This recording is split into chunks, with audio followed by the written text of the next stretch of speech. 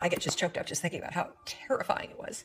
And so I found myself at the age of 41, like just feeling like a complete failure. And I would lie there and I would think about the lien on the house, and I would think about the bankruptcy that we were facing. And I would think about how much we'd fought the night before. And I would think about the fact that I was unemployed. And I would hit the snooze button. I mean, why would you get up when your life is like that? Why would you? In the scheme of life, hitting the snooze button is not that big of a deal. But here's the thing about life. None of us wake up and say, today is the day I destroy my life. What we do is we kind of check out because it feels overwhelming.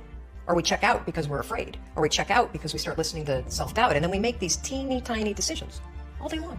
We don't even realize it. Decision to not get up on time, a decision to not eat the right thing, a decision to snap at your kids, a decision to not speak in a meeting, a decision to not look for a job, a decision to not deal with your finances, a decision to not call your parents, like whatever it is.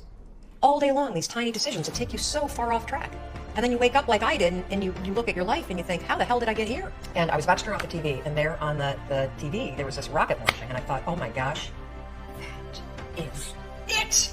I am going to launch myself out of bed like a rocket ship, like NASA, right here, and launch me out of that bed. And I'm going to move so fast that I don't think.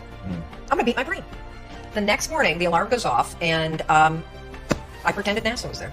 It's the stupidest story. I literally went 5, 4, 3, 2, 1. I counted out loud, and then I stood up. And I'll never forget standing there in my bedroom. It was dark, it was cold, it was winter in Boston. And for the first time in 3 months, I had beaten my habit of hitting the snooze button.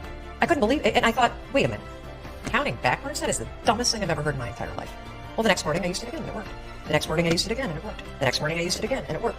And then I started to notice something really interesting. You have about a 5-second window in which you can move from idea to action before your brain kicks into full gear and sabotages any change in behavior. Because remember, your brain is wired to stop you from doing things that are uncomfortable or uncertain or scary.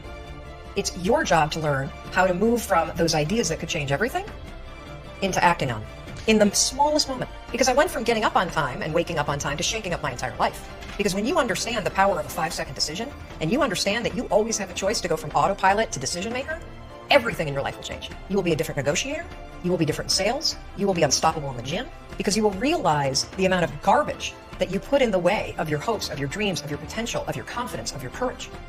Everything comes down to the decisions that you make. We all know what to do. None of us know how to make ourselves do it. So the single most profound use of the 5-second rule is mind control. You can actually use one stupid little trick to push yourself to grab it. I wanted to change my life.